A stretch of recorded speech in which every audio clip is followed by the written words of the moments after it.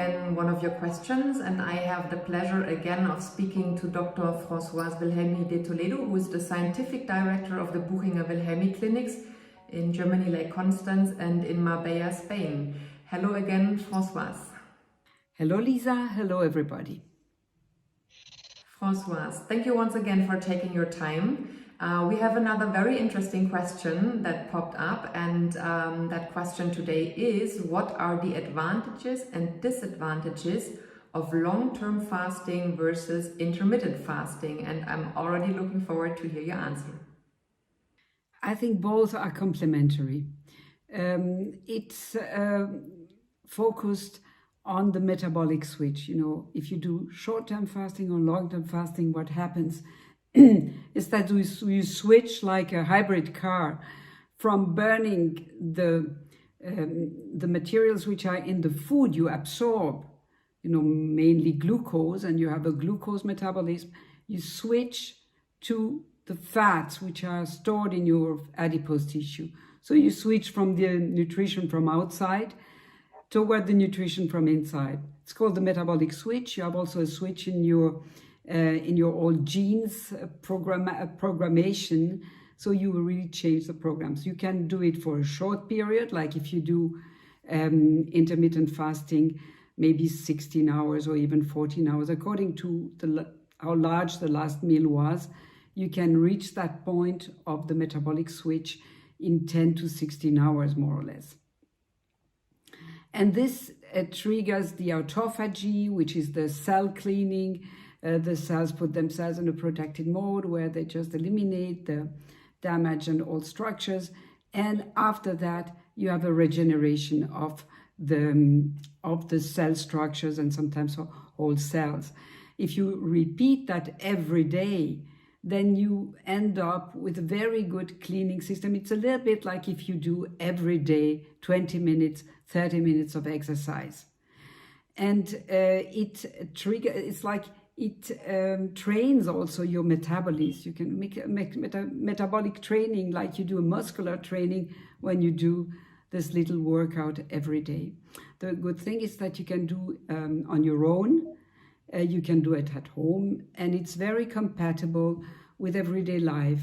You can eat very early, the last meal in the evening. This is the best pattern. But if your social meal is in the evening, then you can skip or make the breakfast a little bit later. And you have then the whole night plus some hours in the morning where you don't eat. And this leads to this ketosis. You know, the metabolic switch leading to ketosis, burning the fat, triggering the autophagy and then the cell regeneration. You can do the same, but instead of eating after 2 or 3 hours or some hours, then you leave some days where you stay in this ketosis situation, in the switched metabolism before you switch back. And the longer you fast, the deeper the effect of the fasting. There are some effects, for instance, in enhancing the antioxidant capacity of the body, who only appear after more than 5 days. And for instance, to lower the high blood pressure, you need sometimes weeks until this really happens, or it's determinant. So longer periods of fasting put you in this extraordinary ketosis situation. If you do a long-term fasting, you need 2 or 3 days to really, that your system adapts, especially if it's the first time. And then you can just remain in this ketosis situation. You enjoy the moments where you don't have to think about eating. You forget it, you are not hungry. So even if it's a little bit of lack of a pleasure, you get wonderfully accustomed to that. And if you do it in a good setting, like our clinics, then you have so many other pleasures in life, like the pleasures of having time of reading, of having a nice talk, making exercise, going to nature, making walks, just the things you have no time to do normally, and taking care of your body and yourself. Maybe thinking about your life, reorienting it. So long-term fasting is not only short-term fasting like intermittent fasting, just a bit longer, but it brings the dynamics that are going extremely deep in your body, in your organism, in your metabolism, but also in your psychism and in your soul, probably. So we have three big groups to recommend long-term fasting. It's metabolic diseases, obesity, high blood pressure, hypercholesterolemia, and all these hyperlipidemias, diabetes type 2. So all the dysmetabolism, or sometimes all these symptoms happen at the same time. And also if you want to stop smoking, long-term fasting is an excellent way to do it. And then we have all the inflammatory diseases. And of course, if you do intermittent fasting, this is going to help a bit. But if you do a real long-term fasting, 10 days or 15 days of fasting, and then you switch back and do some days of a very good nutritional refeeding, I mean, going back to the food, then you have really long-lasting effects on everything that is ending with itis, arthritis, polyarthritis, gastritis, colitis, the allergic diseases, asthma, everything that is inflammatory. And we also have a big group of people doing long-term fasting because of just pre-burnout or exhaustion, psychological exhaustion, physical exhaustion, the accumulation of lifestyle mistakes that lead to put on weight, to be tired chronically, and to have the impression, okay, I cannot go like this anymore. I have to make a stop and interrupt this vicious circle. So this is the advantage. The disadvantage of long-term fasting is that you need a setting and you need people to take care of you, because it's something where you need support, and most of the time you need also a group. So it's a group action. This is why the religions who still do fasting don't do it always right, but they still have the tradition. It's always a group happening. And this brings the group together. It consolidates a community. So it has incredibly many facets in the long-term fasting.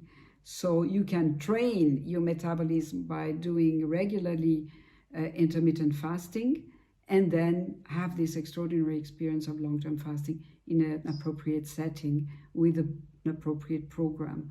And in our case, we have this more than 70 years of clinical experience. We have, of course, a big team of medical doctors, but a staff with all the paramedical competences. And at the same time, we document scientifically the results. And you can read our last publication. They will be in the description, and you will see you can do with one stay of maybe 2 weeks or 3 weeks. You can really reset so many things in your person at metabolic level and at the soul level too. So just do it, try. Thank you very much, Françoise. And I have to ask you another question. I hope you allow it, because I saw so many people guessing about your age and saying they would love to look like you when they are your age. So maybe you can reveal the secret and tell everybody about your personal fasting protocol. Thank you. First, I'm 67, and I discovered the fasting with 17. My medical past is very, very heavy.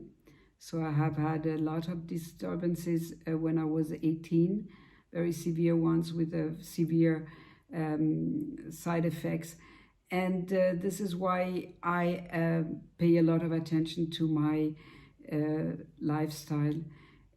First thing I learned when I was sick and ill myself, thanks to an extraordinary female doctor called Dr. Kuzmin near Geneva, my hometown, is the importance of healthy nutrition. And I will never forget, this is the basics of everything I know in medicine. And so I do that myself. In the beginning it was not easy, because when you're young you have a very important social life and you go out, but some of it you can always implement. And I relatively quickly changed to biological, organic food. That's the basics. But the longer I live, the less I need things I loved before, like sweets and like chocolate and like maybe complicated gastronomy. I like simple things with very good oils and vegetables. We have a region here on the Lake Constance which is fantastic because so many organic farming. So we're very, very blessed with that.